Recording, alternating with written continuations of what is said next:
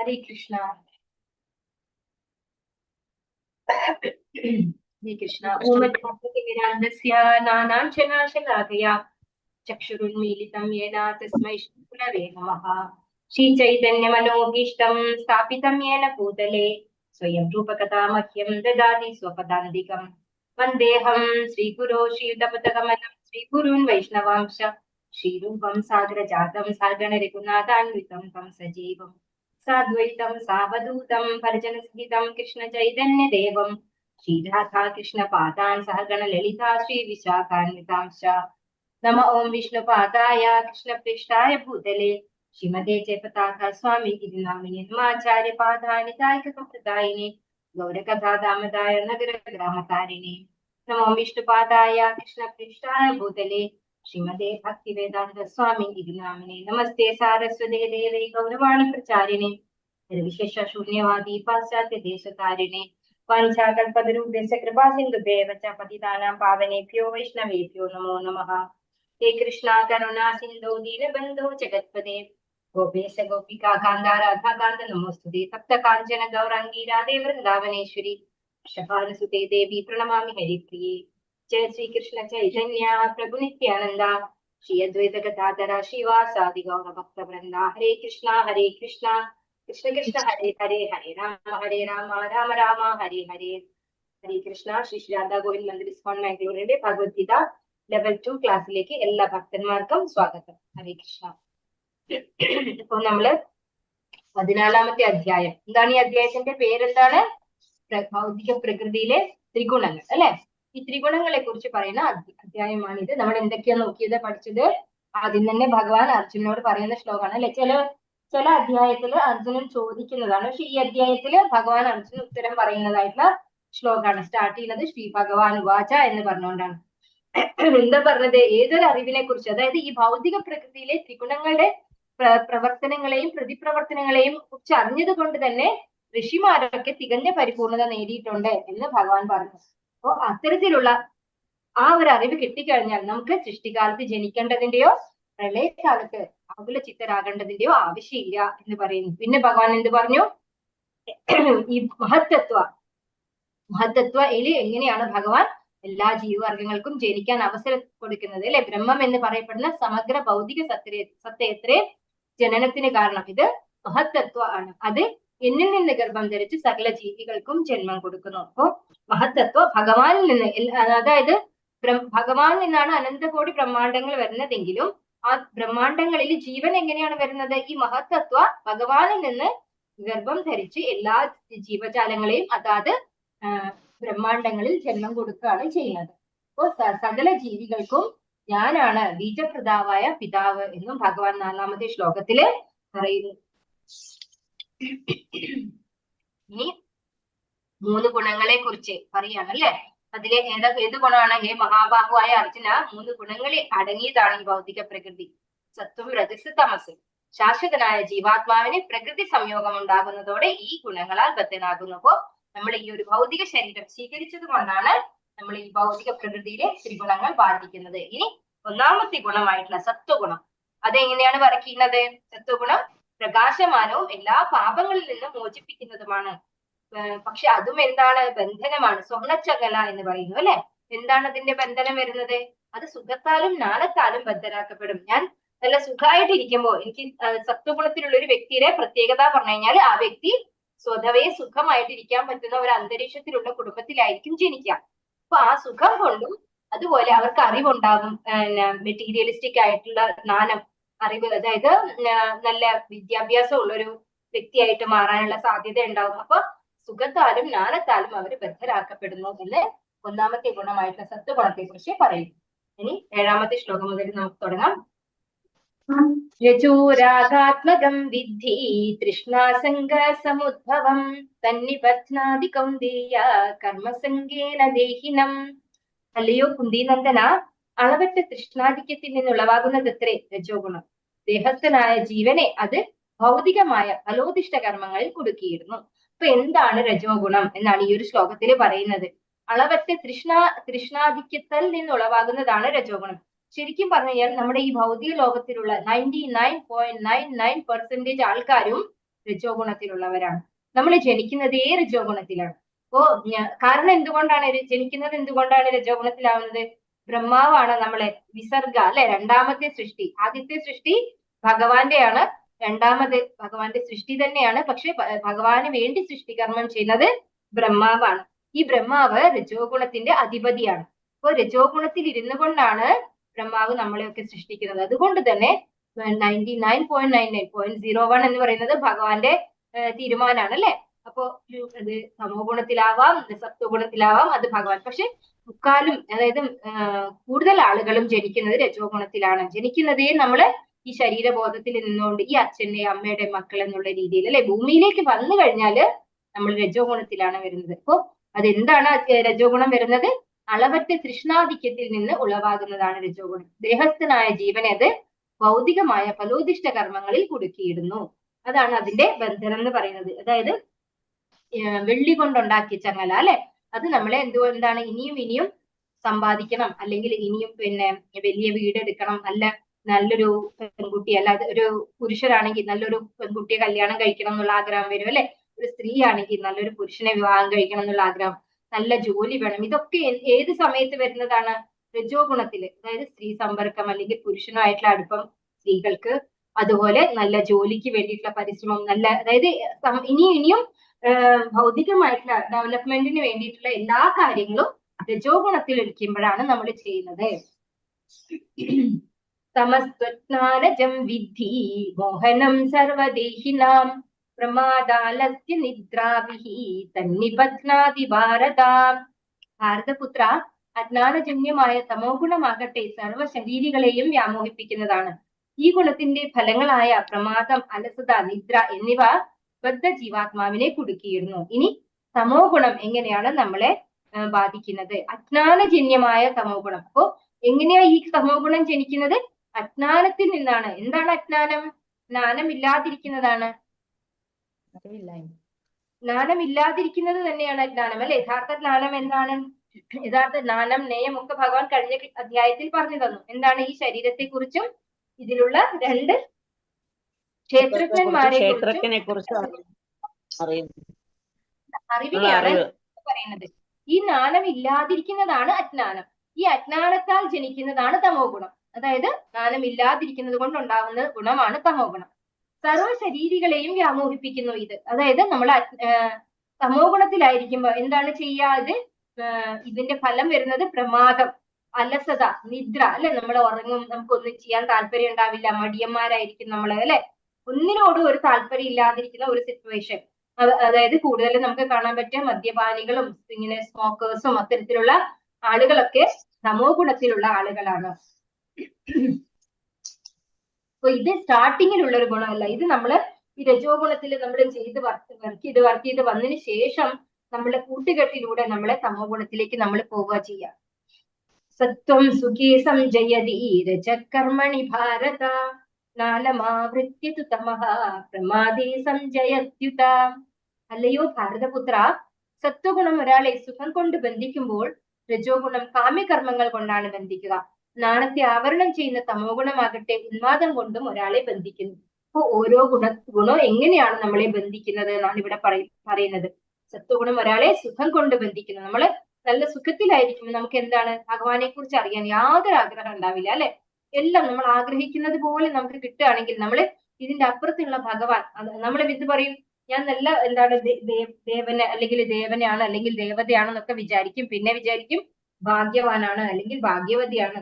എനിക്ക് ഇതൊക്കെ ഒരു ദിവസം നഷ്ടപ്പെട്ടു പോകുന്ന ഈ സുഖത്തിലിരിക്കുന്ന ഒരാളും ചിന്തിക്കില്ല. പക്ഷെ നഷ്ടപ്പെട്ട് കഴിയുമ്പോൾ അല്ലെങ്കിൽ ഒരു സങ്കടം വരുമ്പോൾ മാത്രമാണ് അവർക്ക് വിഷമം ഉണ്ടാവുള്ളൂ. അതുവരെ അവര് നാളെ ഒരു വിഷമം വരുമെന്ന് ചിന്തിക്കുകയില്ല. അപ്പോ സത്വഗുണം ഒരാളെ സുഖം കൊണ്ട് ബന്ധിക്കുന്നു, രജോ ഗുണം ഒരാളെ കാമ്യകർമ്മങ്ങൾ കൊണ്ടാണ് ബന്ധിക്കുക. ആ വ്യക്തിക്ക് എന്താണ് ഉണ്ടാവുക?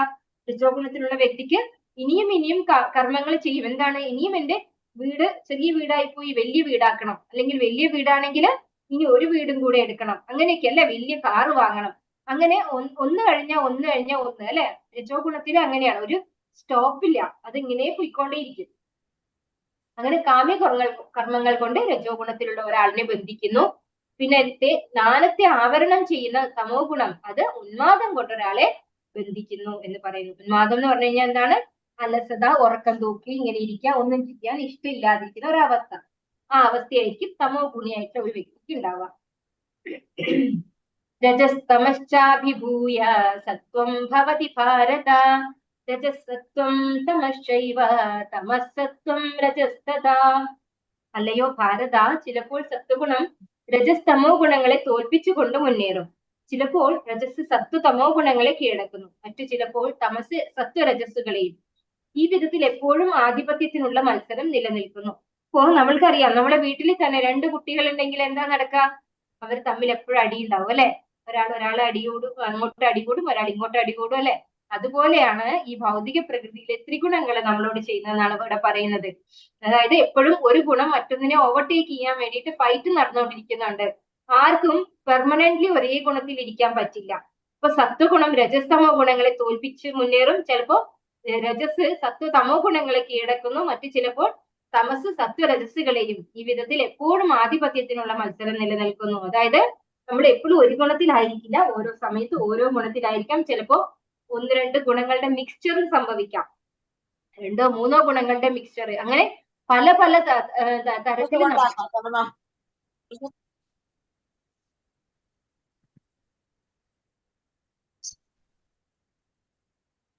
അപ്പൊ ഗുണങ്ങൾ തമ്മിൽ ഒരു മത്സര ബുദ്ധി ഉണ്ടാവുന്നുണ്ടാവും. ആരെ ഓവർടേക്ക് ചെയ്യണം എന്നല്ലേ? നമ്മുടെ ആ ഒരു ബേസിക് നേച്ചറിനനുസരിച്ച് ചിലപ്പോ അതുപോലെ സമയകാലത്തിനനുസരിച്ച് രാവിലെ ബ്രഹ്മമുഹൂർത്തത്തിന് സത്വഗുണത്തിനായിരിക്കും കൂടുതൽ പ്രാതിനിധ്യം ഉണ്ടാവുക. ബ്രഹ്മമുഹൂർത്തത്തിൽ എഴുന്നേറ്റ് നാമം ജപിക്കുന്നുണ്ടെങ്കിൽ സത്വഗുണം എന്തിനെ ഓവർടേക്ക് ചെയ്യാൻ ശ്രമിക്കും? രജസ്തമോ ഗുണങ്ങളെ ഓവർടേക്ക് ചെയ്യും. പക്ഷെ അത് കഴിഞ്ഞ് സൂര്യ ഉദയത്തിന് ശേഷം ഒരു 10 മണി മുതൽ ഒരു സന്ധ്യ ആവുന്നത് വരെയുള്ള സമയത്തിൽ ആരാണ് വിജയിക്കുക? രജോ ഗുണാണ് ജയിക്കുക. അത് മറ്റ് സത്വഗുണത്തിനെയും തമോ ഗുണത്തിനെയും ഓവർടേക്ക് ചെയ്യാനുള്ള ഒരു സാധ്യത കൂടുതലുള്ള ഒരു സമയമാണത്. അതുപോലെ ഈവനിങ്ങില് സന്ധ്യ മുതൽ അങ്ങോട്ടുള്ള രാത്രി, അതായത് ബ്രഹ്മമുഹൂർത്തം വരെയുള്ള സമയം, ആ സമയത്ത് ഏത് ഗുണാണ് ഓവർടേക്ക് ചെയ്യുക എല്ലാറ്റിനെയും? തമോ ഗുണം. നമുക്കൊക്കെ ഉറക്കം തൂക്കും അല്ലെ? ഒന്നും ചെയ്യാൻ തോന്നില്ല. അപ്പൊ അങ്ങനെ സമയത്തിന്റെ ഒരു ഇതുകൊണ്ട് അതുപോലെ എല്ലാ ഗുണവും മറ്റൊന്നിനെ തോൽപ്പിക്കാനുള്ള ഒരു മത്സരം നടക്കുന്നുണ്ട് എന്നാണ് പറയുന്നത്. ആർക്കും പെർമനന്റ്ലി ഒരേ ഗുണത്തിൽ ഇരിക്കാൻ സാധിക്കില്ല. സർവദ്വാരേഷു ദേഹീസ്മിൻ പ്രകാശ ഉപജായത്തെ ജ്ഞാനം യഥാ തഥാ വിദ്യാ വിവൃദ്ധം സത്വമിത്യുത. ശരീരത്തിന്റെ എല്ലാ ദ്വാരങ്ങളും ജ്ഞാനത്താൽ പ്രകാശിതമാകുമ്പോൾ സത്വഗുണത്തിന്റെ പ്രഭാവം അനുഭവപ്പെടുന്നു. അപ്പൊ ജ്ഞാനം കൊണ്ട് നമ്മുടെ എല്ലാ ദ്വാരങ്ങളും, എത്ര ദ്വാരങ്ങളുണ്ട് നമ്മുടെ ശരീരത്തിന്? നവദ്വാരേ പുരേ എന്നാണ് പറയുന്നത് അല്ലെ? 9 ദ്വാരങ്ങളുണ്ട് നമ്മുടെ ശരീരത്തിന്. ആ 9 ദ്വാരങ്ങളും പ്രകാശത്താൽ പൂരിതമാകുമ്പോൾ എന്ത് പ്രകാശമാണ്? സൂര്യപ്രകാശാണോ? അല്ല, ജ്ഞാനത്താൽ പ്രകാശിതമാകുമ്പോൾ. ജ്ഞാനം എന്ന് പറഞ്ഞു കഴിഞ്ഞാൽ നമ്മൾ ഈ നേരത്തെ പറഞ്ഞു, മനസ്സിലാക്കി, ക്ഷേത്രം, ക്ഷേത്രജ്ഞന്മാർ, ഇവര് തമ്മിലുള്ള ബന്ധം അല്ലെ? ഇതൊക്കെ മനസ്സിലാക്കിയെന്ന യഥാർത്ഥത്തിലുള്ള ജ്ഞാനം ലഭിച്ചു കഴിഞ്ഞാൽ ആ ജ്ഞാനത്താൽ നമ്മുടെ 9 ദ്വാരങ്ങളും പ്രകാശിതമാകുമ്പോൾ ആ വ്യക്തി സത്വഗുണത്തിന്റെ പ്രഭാവം ആ വ്യക്തിയിൽ കാണുന്നു എന്നാണ് പറയുന്നത്. ലോഭ പ്രവൃത്തിരാരംഭ കർമ്മണാമശമസ്പൃഹ രജസ്യേതാനി ജായന്തേ വിവൃദ്ധേ ഭരതർഷഭ.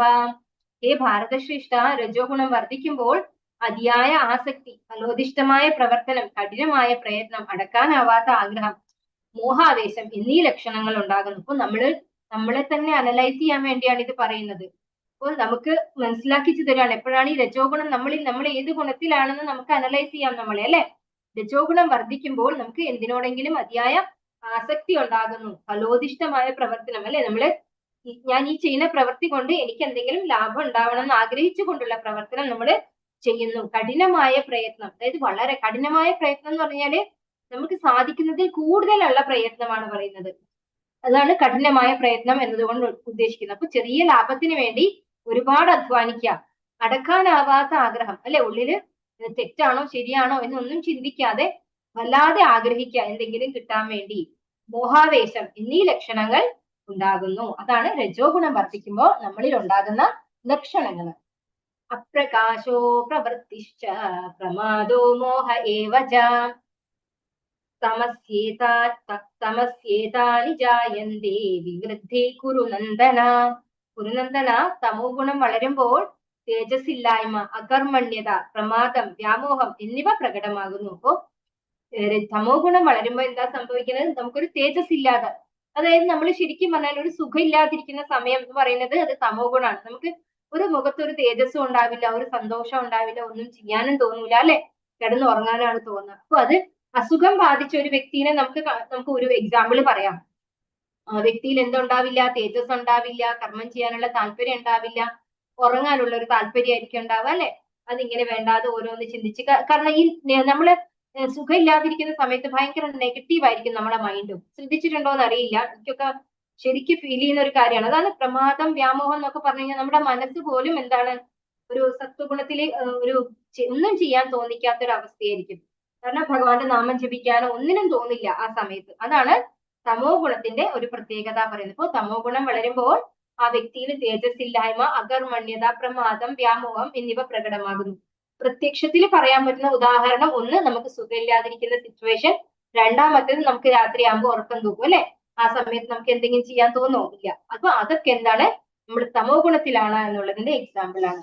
അപ്പൊ അതേ അവസ്ഥ എല്ലാ സമയത്തുള്ള ആളുകളും ഉണ്ടാവും, അല്ലെ? അങ്ങനെയുള്ള ആളുകൾ എന്താണ്, പൂർണ്ണമായിട്ട് തമോ ഗുണിയായിട്ടാണ് ഇരിക്കുക. കൂടുതൽ തമോ ഗുണമായിരിക്കും അയാളിൽ ഉണ്ടാവുക. അപ്പൊ നമ്മള് ചിലപ്പോ രാവിലെ സത്വഗുണത്തിലായിരിക്കും, പകല് രജോ ഗുണത്തില്, രാത്രി തമോ ഗുണത്തില്. പക്ഷെ ചിലര് കൂടുതൽ സമയം തമോ ഗുണത്തിലുള്ളവരുണ്ടാവും. അപ്പൊ അങ്ങനെയുള്ളവരെ നമുക്ക് ശരിക്കും അനലൈസ് ചെയ്യാൻ നമുക്ക് ഇതിനകത്ത് പറ്റും. നമ്മളെ തന്നെയും അനലൈസ് ചെയ്യണം. യഥാ സത്വേ പ്രവൃത്തേതു പ്രലയം യാതി ദേഹവൃത് തതോത്തമവിതാം ലോകാൻ അമലാൻ പ്രതിപദ്യത്തെ. സാത്വികർ മരിക്കുമ്പോൾ ഋഷിവര്യന്മാരുടെ നിർമ്മലങ്ങളായ ഉത്കൃഷ്ട ലോകങ്ങളിൽ എത്തുന്നു. ഇപ്പൊ ഓരോ ഗുണത്തിലുമുള്ള ആളുകള് മരിക്കുമ്പോ എന്താണ്, എവിടെയാണ് അവർ പോകുന്നത്? അവര് ഉത്കൃഷ്ട ലോകങ്ങളിലേക്ക്, അതായത് ഉപരിലോകങ്ങളിലേക്കാണ് അവർ പോവുക. സത്വഗുണത്തിലുള്ളവര് മരിക്കുമ്പോ ഉപരിലോകങ്ങളിലേക്ക്, ഉത്കൃഷ്ട ലോകങ്ങളിലേക്ക് പോകുന്നു എന്ന് പറയുന്നത്. അതായത് ബ്രഹ്മലോകം, അതുപോലെ തപോലോകം, അങ്ങനെ ഓരോ ലോകമുണ്ടല്ലോ. അപ്പൊ പിതൃലോകം, അതൊക്കെ എന്താണ്, ഉയർന്ന ലോകങ്ങളാണ്. രജസി പ്രളയം ഗത്വാ കർമ്മസംഗിഷു ജായത്തെ തഥാ പ്രലീനസ്തമസി മൂഢയോനിഷു ജായത്തെ. രജോ ഗുണത്തിലൂടെയാണ് മരിക്കുന്നതെങ്കിൽ ഫലം ഉദ്ദേശിച്ച് കർമ്മം ചെയ്യുന്നവർക്കിടയിൽ ജനിക്കും. തമോ ഗുണത്തോടെ മരിക്കുന്നവരാകട്ടെ മൃഗങ്ങളായിട്ടാണ് പിറക്കുക. മൂഢയോനിഷു, അല്ലെ? മൂഢയോനിഷു എന്ന് പറഞ്ഞാൽ തന്നെ എന്താണ്, മൃഗയോനിയിലേക്ക് പോകും എന്നാണ് പറയുന്നത്. രജോ ഗുണത്തോടെ മരിക്കുന്ന ഒരു വ്യക്തി എന്താണ് സംഭവിക്കുന്നത്? ഒരുപാട് കർമ്മങ്ങൾ ചെയ്യുന്ന ഒരു ആളുകളുടെ ഇടയിൽ പോയി ജനിക്കും എന്നാണ് പറയുന്നത്. അതായത് എസ്പെഷ്യലി മനുഷ്യരായിട്ടാണ് അവർ ജനിക്കുക. അതായത് രജോ ഗുണത്തോടെ മരിക്കുന്നവര് ഇത്തരത്തിൽ ഒരുപാട് വർക്ക് ചെയ്യാൻ താല്പര്യമുള്ള മനുഷ്യരുടെ ഇടയിൽ ആണ് ജനിക്കുക.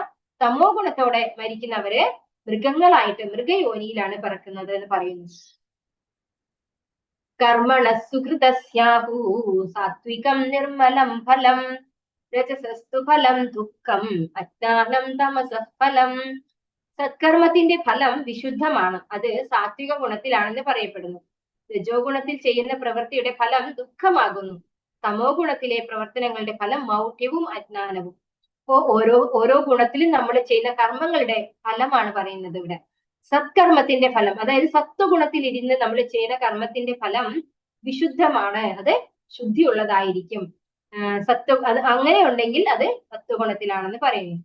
രജോ ഗുണത്തിൽ ചെയ്യുന്ന പ്രവൃത്തിയുടെ ഫലം ദുഃഖമാകുന്നു. ഇതെന്താണ് അങ്ങനെ പറയാൻ കാരണം? നമ്മള് ശരിയായി, അതായത് നമുക്ക് എന്തെങ്കിലും ലഭിക്കണം എന്ന് ആഗ്രഹിച്ച്, നമുക്കൊരു എക്സാമ്പിൾ പറയുകയാണെങ്കിൽ, ഒരമ്മ കുട്ടിയെ വളർത്തുന്നു. നമുക്ക് എളുപ്പത്തിൽ മനസ്സിലാകുന്ന ഒരു എക്സാമ്പിൾ ആണത്.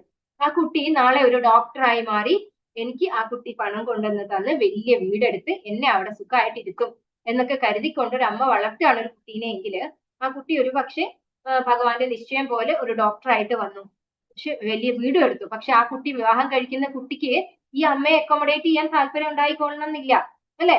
അപ്പൊ ആ അമ്മയെ നോക്കാതെ അവര് വേറെ തന്നെ ഒരു വീട് വെച്ച് അവര് താമസിക്കുകയാണെങ്കിൽ ഈ അമ്മക്ക് എന്താ സംഭവിക്കുന്നത്? അവര് രജോ ഗുണത്തിൽ ചെയ്ത ഒരു പ്രവൃത്തിയുടെ ഫലം എന്താണ് വരുന്നത്? ദുഃഖമാണ്, അല്ലെ?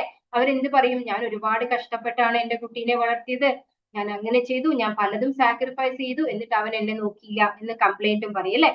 അപ്പൊ അതാണ് രജോ ഗുണത്തിൽ ചെയ്യുന്ന ഒരു പ്രവൃത്തിയുടെ ഫലം. ഒരു എക്സാമ്പിൾ പറഞ്ഞതാണ് വളരെ എളുപ്പത്തിൽ മനസ്സിലാകാൻ വേണ്ടിയിട്ട്.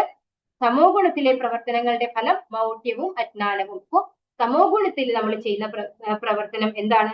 നമുക്ക് എക്സാമ്പിൾ പറയുകയാണെങ്കിൽ ഒരു മദ്യപാനി, ആ മദ്യം എന്താണ് ചെയ്യുന്നത്? നമുക്ക് നമ്മുടെ ശരീരത്തിനും മനസ്സിനും ബുദ്ധിക്കും ഒക്കെ നാശമാണ് വരുത്തുന്നത് അല്ലെ.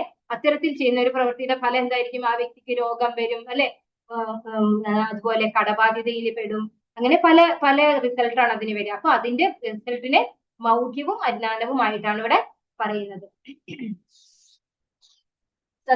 സത്വാത് സഞ്ജായതേ നാനം രജസോ ലോഭ ഏവ ച പ്രമാദമോഹൗ തമസോ ഭവദോ നാനമേവ ച.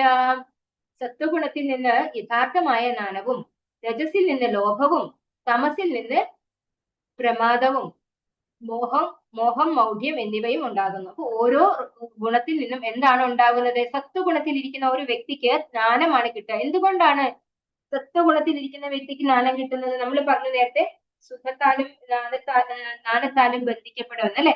അപ്പൊ ഇത് എല്ലാവർക്കും കിട്ടില്ല. ഭഗവാനെ ആശ്രയിക്കാനുള്ള ഒരു ഓപ്പർച്യൂണിറ്റി, ഒരു സിറ്റുവേഷൻ അവർക്ക് ഉണ്ടാകും. പക്ഷെ അവർ ആ ഒരു സമയത്ത് ഭഗവാന്റെ കാര്യങ്ങൾ ചെയ്യോ നാമം ജപിക്കുകയോ ചെയ്യുന്നില്ലെങ്കിൽ അവർ ഏത് ഗുണത്തിലേക്ക് ഷിഫ്റ്റ് ചെയ്യപ്പെടും?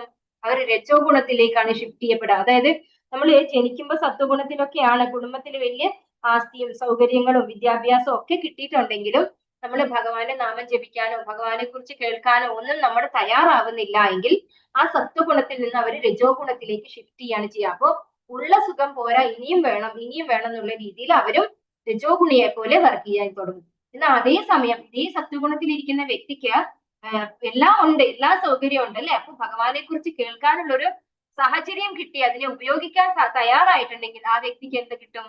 യഥാർത്ഥത്തിലുള്ള ജ്ഞാനം കിട്ടാനുള്ള നോളജ് ഉണ്ടാവും. കാരണം ബ്രില്യൻസി ഉണ്ടാവും. ആ വ്യക്തി ബ്രില്യന്റ് ആയിട്ടുള്ള ഒരു വ്യക്തിയായിരിക്കും, അറിവ് ക്യാപ്ചർ ചെയ്യാൻ കഴിവുള്ള ഒരു വ്യക്തിയായിരിക്കും. അങ്ങനെയുള്ള ഒരു ഗുണത്തിലാണ് അവരിയ്ക്കുന്നത്, ബുദ്ധിയുള്ള വ്യക്തിയായിട്ടായിരിക്കും അല്ലെ. അതായത് സത്വഗുണത്തിലുള്ള വ്യക്തി സ്വാഭാവികമായിട്ട് ഇപ്പൊ ബ്രാഹ്മണ കുടുംബത്തിലൊക്കെ അവരെയൊക്കെ നമുക്ക് എക്സാമ്പിൾ പറയാം. അപ്പൊ അവർക്ക് പെട്ടെന്ന് പറഞ്ഞാൽ മനസ്സിലാവും. പക്ഷെ അതിന് തയ്യാറാവണം. ഒരു മനസ്സ് കാണിച്ചാൽ അവർക്ക് വളരെ പെട്ടെന്ന് ആ ജ്ഞാനം ലഭിക്കും. രജസിൽ നിന്ന് ലോഭം എന്ന് പറഞ്ഞാൽ എന്താണ്? അത്യാഗ്രഹം അല്ലെ. ഇനിയും വേണം എന്നുള്ള അത്യാഗ്രഹമാണ് രജോ ഗുണത്തിന്റെ ഒരു റിസൾട്ട് അല്ലെ. രജോ ഗുണത്തിൽ നിന്ന് ഉണ്ടാകുന്നത് അത്യാഗ്രഹമാണ്. തമസിൽ നിന്ന് പ്രമാദവും മോഹം മൗഢ്യം എന്നിവയും ഉണ്ടാകുന്നു. അതാണ് തമസിൽ നിന്ന് കിട്ടുന്നത്. ഊർധ്വം ഗച്ഛന്തി സത്വസ്ഥാ മധ്യേ തിഷ്ഠന്തി രാജസാഹ ജഘന്യ ഗുണവൃത്തിസ്ഥ അധോ ഗച്ഛന്തി താമസാഹ. സാത്വിക സ്വഭാവികൾ ക്രമേണ ഉത്കൃഷ്ട ലോകങ്ങളിലേക്ക് ഉയരുന്നു. അപ്പൊ സാത്വികമായിട്ടുള്ള ഉത്കൃഷ്ട ലോകങ്ങളിലേക്കാണ് പോകുന്നത്. രാജസ പ്രകൃതി ഉള്ളവർ ഭൂലോകങ്ങളിൽ ജീവിക്കുകയും നീചമായ തമോ ഗുണത്തിന് അടിമപ്പെട്ടവർ നരകങ്ങളിൽ പോയി നിബന്ധിക്കുകയും ചെയ്യുന്നു. അപ്പോ സത്വഗുണത്തിലുള്ളവർ ഉത്കൃഷ്ട ലോകങ്ങളിലേക്ക് ഷിഫ്റ്റ് ചെയ്യപ്പെടുന്നു.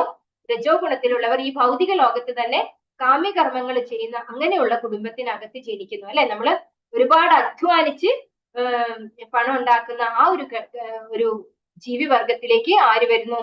രജോ ഗുണത്തിലുള്ളവർ വരുന്നു. തമോ ഗുണത്തിൽ ഉള്ളവര് നരകങ്ങളിൽ പോയി നിബന്ധിക്കുന്നു. അതുപോലെ അവര് നീചയോനികളില് മൃഗയോനികളിലും ജനിക്കാൻ ഇടവരുന്നു. ഈ രാജസ പ്രകൃതി ഉള്ളവരെ പ്രഭുപാദന്റെ പർപ്പോട്ടിൽ പറയുന്നുണ്ട്. നമ്മള് ഈ പൊളിറ്റീഷ്യൻസ് ഒക്കെ കാണുന്നില്ലേ, ഭരണകർത്താക്കളായിട്ടൊക്കെ വരുന്നത്, അവരൊക്കെ ശരിക്കും ഫുള്ള് രജോ ഗുണത്തിൽ ഇരിക്കുന്നവരാണ്. എല്ലാം എനിക്ക് ലാഭം ഉണ്ടാകും ശരിക്കും പറഞ്ഞാൽ അവര് പറയും. നമ്മള് പൊളിറ്റീഷ്യൻസ് പബ്ലിക്കിന് വേണ്ടിയാണ് വർക്ക് ചെയ്യുന്നത്. പക്ഷെ അവരെന്താ ചെയ്യുന്നത്? അവരുടെ ലാഭം, അവർക്ക് പൊസിഷൻ വേണം, അവരെ എല്ലാവരും റെസ്പെക്ട് ചെയ്യണം, അവരെ എന്താ പറയാ, അവരുടെ പുറകെ അണികൾ ഉണ്ടാകണം അല്ലെ, അവർക്ക് വേണ്ടി ജയ് വിളിച്ചുകൊണ്ട്. അപ്പോ അത്തരത്തിലുള്ള കുടുംബങ്ങളിൽ ജനിക്കുന്നത് രാജസ പ്രകൃതിയിലുള്ളവരാണെന്ന് പറയുന്നു. നാണ്യം ഗുണേഭ്യ കർത്താരം യഥാ ദൃഷ്ടാനുപശ്യതി ഗുണേഭ്യശ്ച പരം വേതി മദ്ഭാവം സൂതി ഗച്ഛതി. ഏതൊരു കർമ്മത്തിനും പ്രകൃതിയുടെ ഈ ത്രിഗുണങ്ങളല്ലാതെ വേറെ കർത്താവില്ലെന്ന് ശരിയായി മനസ്സിലാക്കുകയും ഗുണാതീതനായ ഭഗവാനെ അറിയുകയും ചെയ്തവൻ എന്റെ ആധ്യാത്മിക പ്രകൃതിയെ പ്രാപിക്കുന്നു. അപ്പോ നമ്മൾ മനസ്സിലാക്കേണ്ടത്, എന്തൊരു കർമ്മം ഏതൊരു വ്യക്തി ചെയ്യുന്നുണ്ടെങ്കിലും ആ വ്യക്തി ഏത് ഗുണത്തിലാണോ ഉള്ളത് അതിനനുസരിച്ചാണ് ആ വ്യക്തി കർമ്മം ചെയ്യുന്നത്. അപ്പൊ ഒരു മോഷ്ടാവ് മോഷ്ടിക്കുന്നുണ്ടെങ്കിൽ എന്താ കാരണം? ഈ മോഷണം എന്താണ്? ശരിക്കും രജോ ഗുണത്തിലുള്ള ഒരു പ്രവൃത്തിയാണ്. അപ്പൊ ആ വ്യക്തി രജോ ഗുണത്തിലാണ്, അതാണ് അയാളെ കൊണ്ടത് ചെയ്യിക്കുന്നത്. അതുപോലെ ഒരു വ്യക്തി ഭഗവാന്റെ കാര്യങ്ങൾ ചെയ്യുന്നുണ്ടെങ്കിൽ ആ വ്യക്തി സത്വഗുണത്തിലാണെന്ന് നമുക്ക് മനസ്സിലാക്കാം. ഒരു വ്യക്തി ഒന്നും ചെയ്യാതെ എപ്പോഴും ഇങ്ങനെ ഉറങ്ങിയും തൂങ്ങിയും മദ്യപിച്ചും അല്ലെ അത്തരത്തിലുള്ള കൂട്ടുകൂടിയും അങ്ങനെയൊക്കെ നടക്കുന്ന ഒരു വ്യക്തി എന്ത് പറയാം? ആ വ്യക്തി തമോ ഗുണത്തിലാണ്. അതുകൊണ്ടാണ് ആ വ്യക്തി അങ്ങനെ പ്രവർത്തിക്കുന്നത്. ശരിക്കും പറഞ്ഞാൽ ജീവാത്മാവ് എന്താണ്? അതിനൊരു കർമ്മവും ചെയ്യുന്നില്ല, അല്ലെ? അതൊരു കർമ്മവും ചെയ്യിക്കുന്നില്ല. അപ്പൊ ഏതൊരു കർമ്മത്തിനും കാരണം ഭൗതിക പ്രകൃതിയിലെ ഈ 3 ഗുണങ്ങളാണ് എന്ന് മനസ്സിലാക്കി വേറെ ഒരു കർത്താവില്ല. അതായത് ഈ ഞാൻ എന്ന് പറയുന്ന വ്യക്തി അല്ല അതിന്റെ കർത്താവ്. ഇത് 3-ാമത്തെ അധ്യായത്തിലും പറഞ്ഞു തന്നിട്ടുണ്ട് ഭഗവാൻ, അല്ലെ? പ്രകൃതി ക്രിയമാണാനി ഗുണൈകർമാണി സർവശഃ അഹങ്കാര വിമൂഢാത്മാ കർത്താഹം ഇതി മന്യതേ. നിത്യഹങ്കാരം കൊണ്ടാണ് നമ്മൾ ഞാനാണ് ഈ കർമ്മം ചെയ്യുന്നതെന്ന് വിചാരിക്കുന്നത്. അതുപോലെ ഇവിടെയും അത് തന്നെ പറയുന്നു. ഭൗതിക പ്രകൃതിയിലെ ത്രിഗുണങ്ങളല്ലാതെ വേറെ ഒരു കർത്താവില്ല ഓരോ പ്രവൃത്തിക്കുമെന്ന് ശരിയായി മനസ്സിലാക്കിയിട്ടുള്ള വ്യക്തി ഗുണാതീതനായ ഭഗവാനെ അറിയുന്നു. അപ്പോ ഈ ഭൗതിക പ്രകൃതിയുടെ ത്രിഗുണങ്ങൾക്ക് അതീതനായിട്ടുള്ള ഭഗവാനെ മനസ്സിലാക്കി ഭഗവാന്റെ ആധ്യാത്മിക പ്രകൃതിയിലേക്ക് പോകുന്നു എന്ന് ഭഗവാൻ ഇവിടെ പറയുന്നു. ഗുണാനേതാനതീത്യത്രീൻ ദേഹി ദേഹാസമുദ്ഭവാൻ ജന്മ മൃത്യുജരാ ദുഃഖൈഹി വിമുക്തോ മൃതമശ്നുതേ. ശരീര സംബന്ധികളായ ഈ 3 ഗുണങ്ങളെയും അതിക്രമിക്കാൻ സാധിച്ചാൽ ശരീരസ്ഥനായ ജീവന് ജനനം, മരണം, വാർദ്ധക്യം മുതലായ ക്ലേശങ്ങളിൽ നിന്ന് മുക്തനായി ഈ ജീവിതത്തിൽ തന്നെ അമൃതം ആസ്വദിക്കാം. ഇപ്പോ ഭഗവാൻ പറയുന്നു ശരീര സംബന്ധികളായ ഈ 3 ഗുണങ്ങൾ. അപ്പൊ നമ്മുടെ ഈ മെറ്റീരിയലിസ്റ്റിക് ബോഡിക്ക് മാത്രമാണ് എന്ത് ബാധിക്കുന്നത്? ഈ 3 ഗുണങ്ങൾ ബാധിക്കുന്നത്, അല്ലെ? ഈ 3 ഗുണങ്ങളെ അതിക്രമിക്കണമെങ്കിൽ നമ്മൾ എന്ത് ചെയ്യണം? ഭഗവാനെ കുറിച്ച് മനസ്സിലാക്കണം, ജീവാത്മാവിനെ കുറിച്ച് മനസ്സിലാക്കണം. ഈ എന്താണ് ഭഗവാനും ജീവാത്മാവും തമ്മിലുള്ള ബന്ധം എന്താണ്? ഈ ഭൗതിക പ്രകൃതിയിൽ വന്നു കഴിഞ്ഞാൽ, ഒരു ശരീരം എടുത്തു കഴിഞ്ഞാൽ നമുക്ക് എന്താണ് സംഭവിക്കുന്നത്? ഇതൊക്കെ മനസ്സിലാക്കി നമ്മൾ ഭഗവാനെ ആശ്രയിക്കണം, അല്ലെ? ദേവി ഹേഷാ ഗുണമയി മമ മായാദുരത്യ മാമേവയെ പ്രപദ്യന്തേ മായാമേതാം തരന്തിതേ. ഭഗവാനെ ആശ്രയിക്കണം. അങ്ങനെ ആശ്രയിക്കുന്ന ഒരു വ്യക്തിക്ക് അതിക്രമിക്കാൻ സാധിക്കും. ആരെ? ഈ 3 ഗുണങ്ങളെയും. അങ്ങനെ അതിക്രമിക്കാൻ സാധിച്ചാൽ ശരീരസ്ഥനായ ജീവന് മരണം, വാർദ്ധക്യം, ജനനം മുതലായ ക്ലേശങ്ങളിൽ നിന്ന് മുക്തനായി ഈ ജീവിതത്തിൽ തന്നെ അമൃതം ആസ്വദിക്കാം. അപ്പൊ ആ വ്യക്തിക്ക് ഈ ഈ ജീവിതത്തിൽ തന്നെ എന്ന് പറയുമ്പോൾ നമ്മൾക്ക് മരണം ഉണ്ടാവില്ലേ? നമുക്ക് വാർദ്ധക്യം ഉണ്ടാവില്ലേ? നമുക്ക് രോഗം ഉണ്ടാവില്ലേ എന്നൊരു ചോദ്യം വരും, അല്ലെ? ഈ ജീവിതത്തിൽ തന്നെ നമുക്ക് അമൃതം എന്ന് പറഞ്ഞാൽ എന്താണ്? മരണമില്ലാത്ത അവസ്ഥയാണ്. അമൃതം എന്ന് പറഞ്ഞാൽ മൃതമല്ലാത്തത് എന്നാണ് അർത്ഥം. അപ്പൊ ആ വ്യക്തി ആത്മാവിലാണ് സ്ഥിതി ചെയ്യുക. ആത്മാവ് എന്താണ്? ആത്മാവിന് ജനനം ഇല്ല, മരണം ഇല്ല, വാർദ്ധക്യം ഇല്ല, രോഗമില്ല. എന്തിനേ ഉള്ളൂ ഇതൊക്കെ? ഈ 4ഉം ഏതിനേ ഉള്ളൂ? നമ്മുടെ ഈ ശരീരത്തിന് മാത്രമേ ഉള്ളൂ, അല്ലെ? അപ്പൊ അത് മനസ്സിലാക്കി കഴിയുന്ന, അതായത് ഈ 3 ത്രിഗുണങ്ങളെയും അതിക്രമിക്കാൻ കഴിയുന്ന വ്യക്തിക്ക് ഏത് തലത്തിൽ ഇരിക്കാൻ സാധിക്കും? ആത്മാവിന്റെ തലത്തിൽ ഇരിക്കാൻ സാധിക്കും. അങ്ങനെയുള്ള വ്യക്തിക്ക് അമൃതം ആസ്വദിക്കാം. ഏതിൽ നിന്ന് മുക്തനായിട്ട്? ഈ എല്ലാ ക്ലേശങ്ങളിൽ നിന്നും, എല്ലാ ജനന, മരണ, മൃത്യു, രോഗം, ഈ 4ൽ നിന്നും മുക്തനായിട്ട് അമൃതം ആസ്വദിക്കാം എന്ന് പറയുന്നു. അർജുന ഉവാച കൈർലിംഗൈസ്ത്രീൻ ഗുണാനേതാൻ അതീതോ ഭവതി പ്രഭോ കിമാചാര കഥം ചൈതാൻ സ്ത്രീൻ ഗുണാനതിവർത്തതേ. അർജുനൻ ചോദിച്ചു, പ്രഭു, ത്രിഗുണങ്ങളെ അതിക്രമിച്ച വ്യക്തിയുടെ ലക്ഷണങ്ങൾ എന്തെല്ലാം? എങ്ങനെയായിരിക്കും അദ്ദേഹത്തിന്റെ പെരുമാറ്റം? അയാൾ എങ്ങനെ ഈ പ്രകൃതി ഗുണങ്ങളെ അതിക്രമിക്കുന്നു? അപ്പോ നമ്മളൊക്കെ ചോദിക്കുന്ന പോലെയാണ് അർജുനൻ ഇവിടെ ചോദിക്കുന്നത് ഭഗവാനോട്, അല്ലെ? ഭഗവാൻ ഇത്രയും കാര്യം പറഞ്ഞപ്പോ ഞാൻ എങ്ങനെയാണ് ഈ ത്രിഗുണങ്ങളെ അതിക്രമിച്ച വ്യക്തിയെ മനസ്സിലാക്കുക? ആ വ്യക്തിയുടെ ലക്ഷണങ്ങൾ എന്തൊക്കെയാണ്? എങ്ങനെയായിരിക്കും അദ്ദേഹം പെരുമാറുന്നുണ്ടാവുക? അയാൾ എങ്ങനെയാണ് ഈ ഭൗതിക പ്രകൃതിയിലെ ത്രിഗുണങ്ങളെ അതിക്രമിക്കുന്നത്? ഇതൊക്കെയാണ് അർജുനൻ ഭഗവാനോട് ചോദിക്കുന്നത്. ശ്രീ ഭഗവാനുവാച പ്രകാശം ച പ്രവൃത്തിം ച മോഹമേവ ച പാണ്ഡവ ന ദ്വേഷ്ടി സംപ്രവൃത്താനി ന നിവൃത്താനി കാംക്ഷതി ഉദാസീനവദാസീനോ ഗുണൈര്യോ ന വിചാല്യത്തെ ഗുണവർത്തന്ത ഇത്യേവം യോപതിഷ്ഠതി നിംഗതേ സമദുഃഖസുഖസ്വസ്ഥഃ സമലോഷ്ടാശ്മ കാഞ്ചനഃ തുല്യപ്രിയാ പ്രിയോ ധീരഃ തുല്യനിന്ദാത്മ സംസ്തുതിഃ മാനാപമാനയോഃ തുല്യഃ തുല്യോ മിത്രാരിപക്ഷയോഃ സർവാരംഭ പരിത്യാഗി ഗുണാതീത സ ഉച്യതേ. ഇപ്പൊ ഭഗവാൻ ഓരോന്നായിട്ട് ഓരോ ശ്ലോകത്തിലായിട്ട് എടുത്ത് പറയാണ്. എന്താ ഭഗവാൻ പറയുന്നേ? ശ്രീ ഭഗവാൻ പറഞ്ഞു, ഏ പാണ്ഡുപുത്ര, പ്രകാശത്തിന്റെയോ ആസക്തിയുടെയോ വ്യാമോഹത്തിന്റെയോ സാന്നിധ്യത്തിൽ ആർക്ക് വെറുപ്പുണ്ടാകുന്നില്ലയോ? അവയുടെ അസാന്നിധ്യത്തിൽ അത് വേണമെന്ന ആഗ്രഹം ഉണ്ടാകുന്നില്ലയോ? പ്രകൃതി ഗുണങ്ങൾ ഉളവാക്കുന്ന പ്രതികരണങ്ങളിൽ ആര് പ്രക്ഷുബ്ധനാകാതെ ഇരിക്കുന്നുവോ പ്രകൃതി ഗുണങ്ങളാണ് പ്രവർത്തന നിരതങ്ങളായിരിക്കുന്നതെന്ന് മനസ്സിലാക്കി ഉദാസീനനും അവയ്ക്ക് അതീതനുമായിരിക്കുന്നുവോ? ആത്മനിഷ്ഠനായി സുഖദുഃഖങ്ങളെ തുല്യനിലയിൽ കാണുന്നുവോ? ആരുടെ ദൃഷ്ടിയിൽ മൺകട്ടയും കല്ലും പൊന്നും വ്യത്യസ്തമല്ലയോ? ആർക്ക് പ്രിയമായോ അപ്രിയമായോ യാതൊന്നുമില്ലയോ? ധീരനും നിന്ദകളിലും സ്തുതികളിലും മാനത്തിലും അപമാനത്തിലും സമചിത്തനും ശത്രുമിത്ര ഭേദമില്ലാത്തവനും നിരുദ്യമനുമായ ആ വ്യക്തിയെ ഗുണാതീതൻ എന്ന് പറയാം. ആരാണ് ഈ ത്രിഗുണങ്ങൾക്ക് അതീതനായ വ്യക്തി? ഓ ഭഗവാൻ എന്താ പറഞ്ഞു കൊടുക്കുന്നത്? പ്രകാശത്തിന്റെയോ ആസക്തിയുടെയോ വ്യാമോഹത്തിന്റെയോ, ഇത് ഏതിന്റെ ഗുണങ്ങളാണ്? പ്രകാശം എന്ന് പറയുന്നത് ജ്ഞാനത്താൽ കിട്ടുന്ന സത്വഗുണം അല്ലെ? ആസക്തി പറയുന്നത് രജോ ഗുണത്തിൽ ഉണ്ടാകുന്നത്, വ്യാമോഹം എന്ന് പറയുന്നത് തമോ ഗുണം.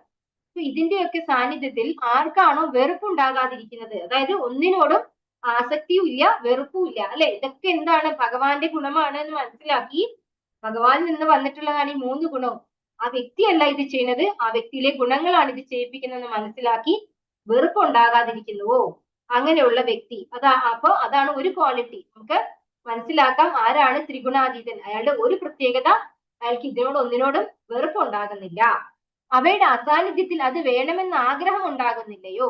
അപ്പോ ഈ പറയുന്ന പ്രകാശത്തിന്റെയോ ആസക്തിയുടെയോ വ്യാമോഹത്തിന്റെയോ ഇല്ലായ്മയില് അത് വേണം, എനിക്കത് വേണം എന്നുള്ള ആ ഒരു ആസക്തി ഇല്ലാണ്ടിരിക്കുന്നു. അപ്പൊ ആ വ്യക്തി അങ്ങനെയാണ്. അതായത് എന്തെങ്കിലും ഉണ്ടായാൽ അത് അദ്ദേഹത്തിന് അതിനോട് വെറുപ്പില്ല, അതായത് തെറ്റായ നെഗറ്റീവായിട്ടുള്ള ഒരു കാര്യമാണെങ്കിൽ പോലും അതിനോട് വെറുപ്പുണ്ടാകുന്നില്ല.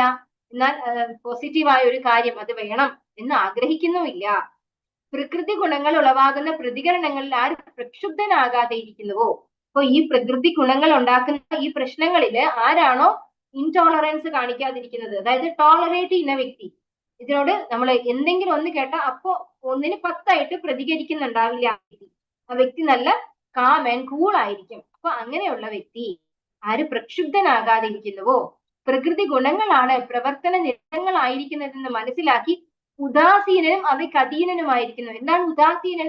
ഉദാസീനം എന്ന് പറഞ്ഞു കഴിഞ്ഞാൽ തന്നെ തമോ ഗുണത്തിലുള്ള ഒരു വ്യക്തിയാണ് അല്ലെ? പക്ഷെ ഇത്തരത്തിലുള്ള കാഴ്ചകൾ കാണുമ്പോൾ അതിനോടൊന്നും റിയാക്ട് ചെയ്യാതെ ഇരിക്കുക എന്നുള്ളതാണ് ഇവിടെ ഉദാസീനം. ഇതൊന്നും എന്നെ ബാധിക്കുന്ന വിഷയമല്ല എന്ന് മനസ്സിലാക്കിക്കൊണ്ട് അടങ്ങിയിരിക്കുക അല്ലെ, പ്രതികരിക്കാതിരിക്കുന്ന വ്യക്തിയാണ് ഇവിടെ ഉദാസീനൻ എന്ന് പറയുന്നത്. അവയ്ക്ക് അതീതൻ. അങ്ങനെ ആവണമെങ്കിൽ എന്ത് വേണം? ഇങ്ങനെ ഒരുപാട് പ്രശ്നങ്ങൾ നമ്മുടെ നേരെ വരുമ്പോ ഇതൊന്നും എന്നെ ബാധിക്കുന്ന വിഷയമല്ല എന്ന് മനസ്സിലാക്കി ഉദാസീനനായിരിക്കണമെങ്കിൽ ആ വ്യക്തി എന്തായിരിക്കണം? അവയ്ക്ക് അതീതനായിരിക്കണം, ആ പ്രശ്നങ്ങൾക്ക് അതീതനായിരിക്കണം. അതിന് നല്ല ടോളറൻസ് വേണം. ആത്മനിഷ്ഠനായി സുഖദുഃഖങ്ങളെ തുല്യനിലയിൽ കാണുന്നു. അതായത് സുഖം വന്നാൽ ഒരുപാട് സന്തോഷിക്കുക, ദുഃഖം വന്നാൽ ഒരുപാട് കരയുക. ഇതല്ല ഒരു എന്താ പറയാ ഗുണാതീതനായിട്ടുള്ള ഒരു വ്യക്തിയുടെ ക്വാളിറ്റി പറയുന്നത്. ആ വ്യക്തി സുഖം വന്നാലും ഒരു എന്താ പറയാ അമിത ആസക്തിയോ സന്തോഷമോ കാണിക്കാതിരിക്കും, ദുഃഖം വന്നാൽ ഒരുപാട് കരയോ ദുഃഖിക്കുകയോ ചെയ്യില്ല. അതാണ് ആ വ്യക്തിയുടെ പ്രത്യേകത. അപ്പൊ സുഖദുഃഖങ്ങളെ തുല്യ നിലയിൽ കാണുന്നു. ആരുടെ ദൃഷ്ടിയിൽ മൺകട്ടയും കല്ലും പൊന്നും വ്യത്യസ്തമല്ലയോ? അപ്പൊ മൺകട്ട കണ്ടാലും കല്ല് കണ്ടാലും പൊന്ന് കണ്ടാലും ഒരുപോലെ ദർശിക്കുന്ന വ്യക്തിയായിരിക്കും അദ്ദേഹം. ആർക്ക് പ്രിയമായോ അപ്രിയമായോ യാതൊന്നുമില്ല. എനിക്ക് ഇഷ്ടമാണ്, എനിക്ക് ഇഷ്ടമല്ല, ഇങ്ങനെ ഒരു രീതി ആർക്കുണ്ടാവില്ല? ഈ ഗുണാതീതനായിട്ടുള്ള വ്യക്തിക്ക് ഉണ്ടാവില്ല. ഇഷ്ട അനിഷ്ടങ്ങൾ ഇല്ലാത്തൊരു വ്യക്തിയായിരിക്കും.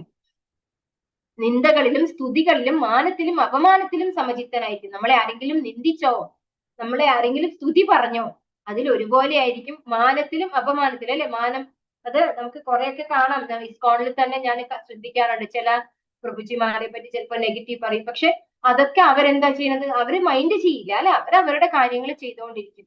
അപ്പോ അതുപോലെ നമ്മളെ ആരെങ്കിലും മാനിച്ചാലോ അല്ലെങ്കിൽ അപമാനം തന്നാലോ അതൊരു ഒക്കെ എന്താണ്? ടോളറൻസ് ആണ്, സമചിത്തനായിട്ടിരിക്കും. ശത്രു മിത്ര ഭേദമില്ലാത്തവനും എന്റെ ശത്രുവാണ് അല്ലെങ്കിൽ ഇയാൾ എന്റെ മിത്രമാണ് എന്നുള്ള ഒരു ഭാവം ആർക്കുണ്ടാവില്ല? ഗുണാതീതനായിട്ടുള്ള വ്യക്തിക്കുണ്ടാവില്ല. ത്രിഗുണങ്ങൾക്ക് അതീതനായിട്ടുള്ള വ്യക്തി എന്നാണ് ഇവിടെ പറയുന്നത്. നിരുദ്യമനുമായ ആ വ്യക്തിയെ ഗുണാതീതൻ എന്ന് പറയാം. നിരുദ്യമൻ എന്ന് പറയുമ്പോൾ എന്താണ്? പ്രത്യേകിച്ച് എന്തെങ്കിലും ലഭിക്കാൻ വേണ്ടി ഒരു പരിശ്രമം നടത്തുന്ന വ്യക്തി ആയിരിക്കില്ല ഈ ഗുണാതീതനായിട്ടുള്ള വ്യക്തി. എല്ലാവർക്കും മനസ്സിലായിട്ടുണ്ടാവും എന്ന് വിചാരിക്കുന്നു. ഒരു 4-5 ശ്ലോകങ്ങൾ ഒന്നിച്ചുള്ള ഒരു ശ്ലോകമാണിത്. എല്ലാം പറയുന്നത് ഈ ഭൗതിക പ്രകൃതിയിലെ ത്രിഗുണങ്ങളെ അതിക്രമിച്ചിട്ടുള്ള വ്യക്തിയുടെ ഗുണങ്ങൾ. അർജുനൻ ചോദിക്കുന്ന ചോദ്യം എന്താണ്? എങ്ങനെയാണ് അവരെ പെരുമാറ്റം, അയാൾ എങ്ങനെയാണ് ത്രിഗുണങ്ങളെ അതിക്രമിക്കുന്നത്, അവരുടെ ലക്ഷണങ്ങൾ എന്നൊക്കെയാണ് ചോദിച്ചത്. അതിനുള്ള ഉത്തരമായിട്ടാണ് ഭഗവാൻ ഇത്രയും പറഞ്ഞത്. ഇനി അടുത്ത ശ്ലോകത്തിൽ ഭഗവാൻ എന്താ പറയുന്നത്? മാംചയോ അവ്യഭിചാരേണ ഭക്തിയോഗേന സേവതേ സഗുണാൻ സമതീതൈതാൻ ബ്രഹ്മഭൂയായ കൽപ്പതേ. അയാൾ എങ്ങനെയാണ് ത്രിഗുണങ്ങളെ അതിക്രമിക്കുന്നത് എന്നൊരു ചോദ്യം കൂടെ ഉണ്ട് അല്ലെ. ഏത് പരിതസ്ഥിതിയിലും പിഴയ്ക്കാതെ ഭക്തിപൂർവ്വം ഭഗവത് സേവനത്തിൽ ഏർപ്പെടുന്നവർക്ക് വേഗത്തിൽ ഭൗതിക പ്രകൃതിയുടെ ത്രിഗുണങ്ങളെ അതിക്രമിച്ച് ബ്രഹ്മപദത്തിലെത്താം. അപ്പൊ എങ്ങനെയാണ് ഒരു വ്യക്തി ഭൗതിക പ്രകൃതിയിലെ ത്രിഗുണങ്ങളെ അതിക്രമിക്കുന്നത്? അവ്യഭിചാരേണ അല്ലെ. ആരില്? മാംച അല്ലെ, ഭഗവാനില്. മാംചയോ അവ്യഭിചാരേണ ഭക്തിയോഗേന. അതാണ് അതിനുള്ള മാർഗം. അതായത് ഭഗവാനില് വ്യതിചലിക്കാത്ത ഭക്തി അല്ലെ, ഒരിക്കലും ഏത് പരിതസ്ഥിതിയിലും പിഴയ്ക്കാതെ ഭക്തിപൂർവ്വം ഭഗവാന്റെ സേവനത്തിൽ ഏർപ്പെടുന്നവർക്ക് വേഗത്തിൽ ഭൗതിക പ്രകൃതിയുടെ ത്രിഗുണങ്ങളെ അതിക്രമിച്ച് ബ്രഹ്മപദത്തിലെത്താം. അപ്പൊ എങ്ങനെയാണ് ഭക്തി യോഗ എന്ന് നമ്മൾ 7 മുതൽ 12 വരെയുള്ള ചാപ്റ്ററിൽ പഠിച്ചു അല്ലെ. അപ്പൊ ഇവിടെ ഭഗവാൻ പറയാണ്, ആർക്കാണോ ഏതൊരു സാഹചര്യത്തിൽ അല്ലെ, നമ്മുടെ സാഹചര്യം ചിലപ്പോ ഭയങ്കര പ്രശ്നമുള്ള സാഹചര്യമായിരിക്കും, ബുദ്ധിമുട്ടുള്ള സാഹചര്യമായിരിക്കും അല്ലെ, അപ്പോഴും ഒരുപക്ഷെ രോഗാവസ്ഥയായിരിക്കും അല്ലെ, അപ്പോഴും എന്ത് ചെയ്യണം? പിഴയ്ക്കാതെ, ഏത് പരിതസ്ഥിതിയിലും പിഴയ്ക്കാതെ ഭക്തിപൂർവ്വം ഭഗവാന്റെ സേവനത്തിൽ ഏർപ്പെടുന്ന വ്യക്തിക്ക് ഈ ഭൗതിക പ്രകൃതിയുടെ ത്രിഗുണങ്ങളെ അതിക്രമിച്ച് ബ്രഹ്മപദത്തിലെത്താം. ബ്രഹ്മണോ ഹി പ്രതിഷ്ഠാഹം അമൃതസ്യാഗയസ്യ ച ശാശ്വതസ്യ ച ധർമ്മസ്യ സുഖസ്യൈകാന്തികസ്യ ച. അമൃതവും അക്ഷയവും ശാശ്വതവും ആത്യന്തിക സുഖത്തിന്റെ മൂലസ്ഥാനവുമായ വ്യക്തിശൂന്യ ബ്രഹ്മത്തിന്റെ അടിസ്ഥാനവും ഞാൻ തന്നെ. അപ്പൊ ഭഗവാൻ പറയുന്നു അമൃതം. അമൃതം പറഞ്ഞ എന്താണ്? മൃതമല്ലാത്തത് അല്ലെ, മരണമില്ലാത്തത്. അക്ഷയം എന്ന് പറഞ്ഞു എന്താണ്? ക്ഷയമില്ലാത്തത്, നാശമില്ലാത്തത്. ശാശ്വതം എന്ന് പറഞ്ഞാലോ പെർമനന്റ് അല്ലെ, സനാതനം, ശാശ്വതമായിട്ടുള്ളത്, ഒരിക്കലും നശിക്കാത്ത പെർമനന്റ് ആയിട്ടുള്ളതിനെയാണ് ശാശ്വതം എന്ന് പറയുന്നത്. ആത്യന്തിക സുഖത്തിന്റെ, അതായത് ഒരിക്കലും മരിക്കാത്തതായിട്ടുള്ള, ഒരിക്കലും ക്ഷയം സംഭവിക്കാത്ത അല്ലെ, ചുതി സംഭവിക്കാത്തതായിട്ടുള്ള, നശിക്കാത്ത ശാശ്വതമായിട്ടുള്ള സുഖം, അതിന്റെ മൂലസ്ഥാനവുമായ വ്യക്തിശൂന്യ ബ്രഹ്മത്തിന്റെ അടിസ്ഥാനവും ഞാൻ തന്നെ. അപ്പൊ ഇതിന്റെയൊക്കെ അടിസ്ഥാനമായിട്ടുള്ളത് ഭഗവാനാണ് എന്ന് പറയുന്നത്. അപ്പൊ വ്യക്തിശൂന്യ ബ്രഹ്മവും എന്താണ്? ഭഗവാനിൽ നിന്ന് തന്നെ വന്നിട്ടുള്ളതാണ്. അല്ലാണ്ട് ആത്യന്തികമായിട്ട് പോകേണ്ടത് വ്യക്തിശൂന്യ ബ്രഹ്മത്തിലല്ല. ഭഗവാന്റെ എഫൾജൻസ്, ഭഗവാനിൽ നിന്ന് വരുന്ന ആ ഒരു പ്രകാശം മാത്രമാണ് എന്ത്? വ്യക്തിശൂന്യ ബ്രഹ്മം എന്ന് പറയുന്നത്. അപ്പൊ അതിന്റെ അടിസ്ഥാനം ഭഗവാൻ തന്നെയാണ് എന്ന് പറയുന്നത്. അപ്പൊ അമൃതവും അക്ഷയവും ശാശ്വതവും ആത്യന്തിക സുഖത്തിന്റെ മൂലസ്ഥാനവും. ഇപ്പൊ ഏറ്റവും പെർമനന്റ് ആയിട്ട് സുഖം കിട്ടുന്നത് എവിടെ മാത്രമാണ്? ഭഗവാന്റെ അടുത്ത് മാത്രമാണ്.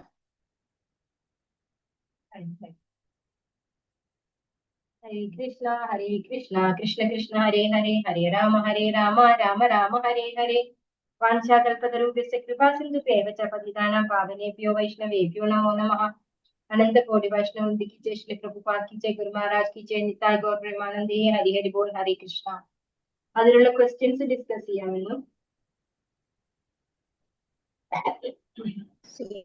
ശ്രീകൃഷ്ണ ഭഗവാനാണ് എല്ലാ ജീവാത്മാക്കളുടെയും ആദ്യ പിതാവെന്ന് വ്യക്തമാക്കുന്ന ശ്ലോകം 14:4. നാനാരൂപേണയുള്ള ജീവവർഗങ്ങൾക്കെല്ലാം ഭൗതിക പ്രകൃതിയിൽ ജന്മമെടുക്കാനാവാനും ജന്മം നൽകിയതും ഞാനാണ്. അവയുടെ ബീജപ്രദാതാവായ പിതാവും ഞാൻ തന്നെയാണെന്ന് അറിയണം. അതെ. അടുത്ത ക്വസ്റ്റ്യൻ, ആകെ എത്ര തരം ജീവാത്മാക്കളുണ്ട്? 14:4. രണ്ടാമത്തെ ക്വസ്റ്റ്യൻ, ആകെ എത്ര ജീവാത്മാക്കളുണ്ട്? 84 ലക്ഷം അല്ലേ? 84 ലക്ഷം ജീവവർഗങ്ങൾ. ഭൗതിക പ്രകൃതിയുടെ ത്രിഗുണങ്ങൾ, ഇതൊക്കെ സിമ്പിൾ ക്വസ്റ്റ്യൻ. ഭൗതിക പ്രകൃതിയുടെ ത്രിഗുണങ്ങൾ സത്വഗുണം, രജോ ഗുണം, തമോ ഗുണം. സത്വഗുണത്തിന്റെ ഫലം എന്ന് പറയുന്നത് വിശുദ്ധം. എല്ലാ ദ്വാരങ്ങളും പ്രകാശമാനമാകും. സത്വഗുണം പാപങ്ങളിൽ നിന്ന് മോചിപ്പിക്കുന്നതുമാണ്. പ്രകാശമാനവും എല്ലാ പാപങ്ങളിൽ നിന്നും മോചിപ്പിക്കുന്നതുമാണ്. സ്വർണ്ണച്ചങ്ങല ഒരാളെ സുഖം കൊണ്ട് ബന്ധിക്കുന്നു.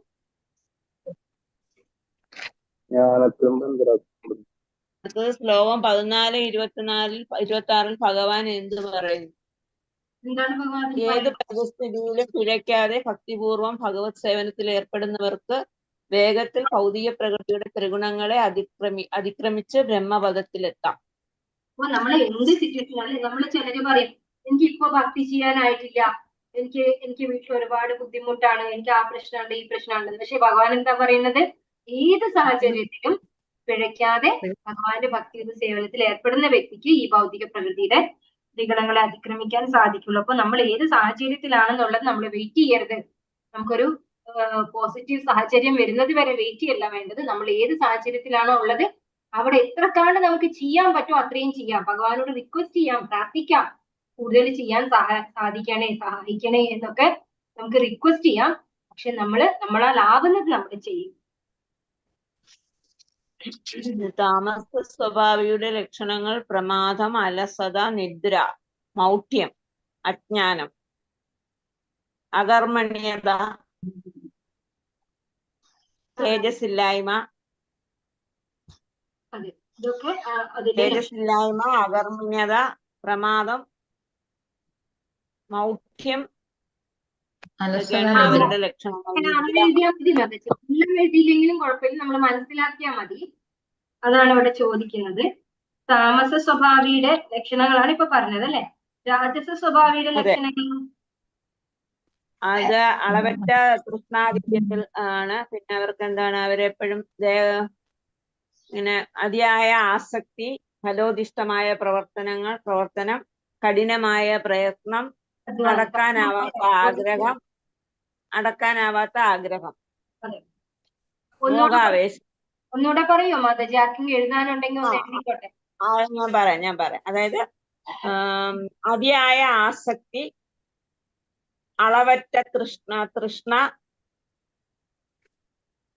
അതിയായ ആസക്തി, അളവറ്റ തൃഷ്ണ, ഫലോദിഷ്ടമായ പ്രവർത്തനം, കഠിനമായ പ്രയത്നം, അടക്കാനാവാത്ത ആഗ്രഹം, മോഹാവേശം. ഇനി ബ്രഹ്മാവ് വാഴുന്ന ഗ്രഹം ഏതാണ്? ബ്രഹ്മലോകമല്ലേ? അതെ, സത്യലോകം. അത് രണ്ടും ഒന്നാണ്. ബ്രഹ്മലോകവും സത്യലോകവും ഒന്നാണ്. 14 ഭഗവാൻ പറയുന്നത് എന്തിനെ കുറിച്ചാണ്? ജ്ഞാനത്തെ കുറിച്ച് പറയുന്നത് ഇതാണ്. പ്രകൃതിയിലെ ത്രിഗുണങ്ങളെ അറിഞ്ഞത് കൊണ്ടാണോ ഋഷികളെല്ലാം തികഞ്ഞ പരിപൂർണത നേടിയിട്ടുള്ളത്? സർവോത്കൃഷ്ടമായ ആ പരമജ്ഞാനത്തെ പറ്റി ഞാൻ നിന്നോട് പറയാമെന്നാണ് ഭഗവാൻ പറയുന്നത്. അതെ, അതിന്റെ അർത്ഥം എന്താണ്? ഈ അധ്യായത്തിൽ എന്താ പറയുന്നത്? ഭൗതിക പ്രകൃതിയിലെ ത്രിഗുണങ്ങളെ കുറിച്ചാണ് പറയുന്നത് അല്ലെ. അതിന്റെ ത്രിഗുണങ്ങളെ അതിജീവിച്ച് എങ്ങനെ ഭഗവത് ജ്ഞാനത്തിലൂടെ മുന്നേറാം. അത് മനസ്സിലാക്കിയിട്ടാണ് ഋഷിമാരൊക്കെ ഭഗവത് ധാമത്തിലേക്ക് തിരിച്ചു പോയത് അല്ലെ. പരിപൂർണരായിട്ട് തിരിച്ചു പോയിരിക്കുന്ന ആ ജ്ഞാനത്തെ കുറിച്ചാണ് ഭഗവാൻ ഈ അധ്യായത്തില് പറഞ്ഞു തരുന്നത്. അതാണ് 1-ാമത്തെ ശ്ലോകത്തിൽ പറയുന്നത്. ഹരേ കൃഷ്ണ. Live off ആക്കട്ടെ.